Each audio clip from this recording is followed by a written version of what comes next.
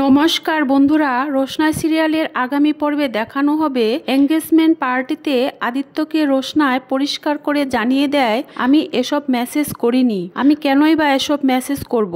আমি তো আপনাকে একজন ভালো বন্ধু মনে করি। আজ আপনি আমাকে যে রিং পরিয়ে দিতে চেয়েছিলেন সেটা আমি রিজার্ভ করি না, এটা সেই মেয়েটাই রিজার্ভ করে যে আপনাকে ভালোবেসে আপনার সাথে জীবন কাটাতে চাইবে। কথাগুলো বলে রোশনাই পার্টি থেকে বেরিয়ে যেতে নিলে বড়মা বলে, রোশনাই তুমি কোথায় যাচ্ছ? রোশনাই বলে, জানি না বড়মা। জেঠুমনি বলে, তুমি কি বাড়িতে যাচ্ছ? রোশনাই বলে, না জেঠুমনি, আমার তো কোনো বাড়ি নেই, আমার বাড়ি খুঁজতে হবে, তাই যেদিকে মন চায় আমি সেদিকেই যাব বলে রোশনাই চলে যায়। রোশনাই আদিত্যকে যে কথাগুলো বলে যায় তাতে আরণ্যক ভুল বুঝতে পেরে রোশনাই পেছনে ছুটতে থাকে। এরপর আরণ্যক যখন রোশনাইয়ের কাছে পৌঁছায়, রোশনাই তখন আরণ্যককে বলে, স্যারজি আপনি আবারও আমার কাছে এলেন? আপনি তো পার্টিতে আমাকে অনেক অপমান করেছেন, অনেক কথা শুনিয়েছেন, নাকি এখনো কিছু বাকি আছে কথা শোনানোর? আরো অপমান করতে এসেছেন আমাকে? আরণ্যক বলে, রোশনাই প্লিজ তুমি এভাবে কথা বলো না, আমি আমার ভুল বুঝতে পেরেছি, তোমার সাথে আমার কিছু কথা আছে। রোশনাই বলে, না স্যারজি, আপনার সাথে আমার কোনো কথা নেই, আমি এই পৃথিবীর সবচেয়ে খারাপ মেয়ে। হ্যাঁ, আমি স্বীকার করে নিচ্ছি আমি আদিত্যকে মেসেজগুলো করেছি, আমি আদিত্যর সাথে চিটিং করেছি, আমি সব স্বীকার করে নিচ্ছি, তাই প্লিজ আপনি এখান থেকে চলে যান, আমাকে যেতে দিন। আরণ্যক বলে, রোশনাই আমার কথাগুলো শোনো। রোশনাই বলে, স্যারজি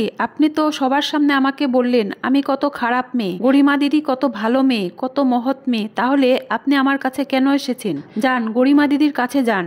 ওই সময় আদিত্য রোশনাইয়ের কাছে এসে পৌঁছায়। রোশনাই আদিত্যকে বলে, এই যে আদিত্য, আপনি বলেছেন না আমি আপনার সাথে চিটিং করেছি? হ্যাঁ, আমি আপনার সাথে চিটিং করেছি। আর হ্যাঁ, আপনি তো এটাও বলেছেন মেসেজগুলো কিছুক্ষণ পরে পরে গেছে, তাই তো আমার ফোন থেকে আমি ছাড়া আর কেই বা মেসেজগুলো করবে? আমিই করেছি, আমি খারাপ মেয়ে, জঘন্য মেয়ে, আপনাকে মিথ্যে কথা বলেছি। রোশনাইয়ের কথাগুলো শুনে আরণ্যক আদিত্য দুজনেই লজ্জা পাচ্ছে। রোশনাই এই দুজন মানুষকেই খুব বিশ্বাস করত, খুব ভরসা করত, অথচ তার এই দুঃসময়ে আদিত্য আরণ্যক এই দুজনেই রোশনাইকে ভুল বুঝলো। এদিকে আড়ালে দাঁড়িয়ে গরিমা আর জাহ্নবী এই তিনজনের কথা শুনছিল।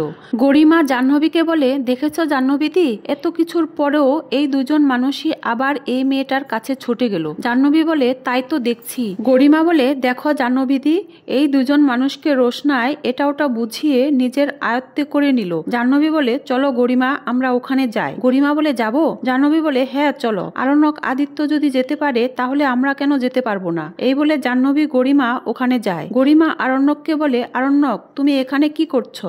আরণ্যক বলে, আমারও তো একই প্রশ্ন, তুমি এখানে কি করছো? গরিমা বলে, আমরা এখানে এমনি এমনি আসিনি, আদিত্য কাপুর আমাদের ইনভাইট করেছিল তাই এসেছি, তাছাড়া এখানে যে ঘটনা ঘটে গেল, তুমি যদি এখানে রোশনাইয়ের কাছে ছুটে ছুটে আসতে পারো তাহলে তো আমরাও আসতে পারি। এরপর আরণ্যক রোশনাইকে বলে, রোশনাই তোমার মোবাইলটা দাও। রোশনাই দিতে চায় না, কিন্তু আরণ্যক জোর করে রোশনাইয়ের মোবাইলটা কেড়ে নেয়। আরণ্যক রোশনাইয়ের মোবাইল খুলে দেখতে থাকে। এদিকে গরিমা আর জাহ্নবীর গলা শুকিয়ে যায়। গরিমা আর জাহ্নবী ভয় পেতে থাকে। রোশনাই বলে, স্যারজি আমার মোবাইলটা দিয়ে দিন, আমাকে যেতে দিন। আরণ্যক বলে, রোশনাই তুমি কোথায় যাবে? রোশনাই বলে, আমি তো খারাপ মেয়ে, বাজে মেয়ে, আমার কি যাওয়ার জায়গার অভাব আছে?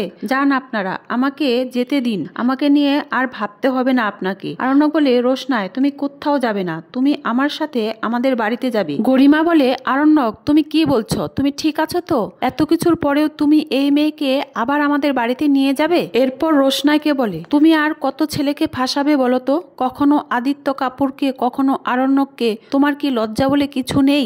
রোশনাই বলে, গরিমা দিদি তুমি আমার কথা ছাড়ো, তুমি নিজেকে নিয়ে ভাবো, তাছাড়া বলো তো তুমি আমাকে নিয়ে এত ইনসিকিউর কেন?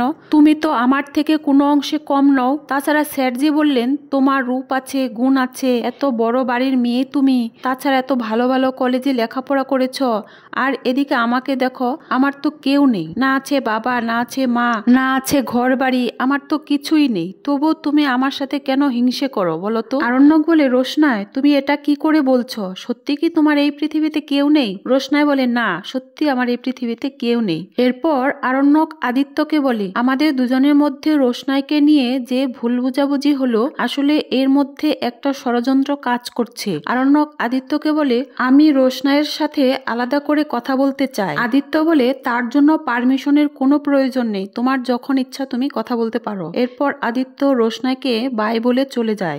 গরিমা আবারও আরণ্যককে কথা শোনাতে থাকে। আরণ্যক গরিমাকে বলে, আমি তো একটু আগে বললাম আমি রোশনাইয়ের সাথে আলাদা করে কথা বলতে চাই, তবুও তোমরা এখানে দাঁড়িয়ে আছো, যাও এখান থেকে চলে যাও। গরিমা বলে, তুমি ওর সাথে কি কথা বলবে আরণ্যক?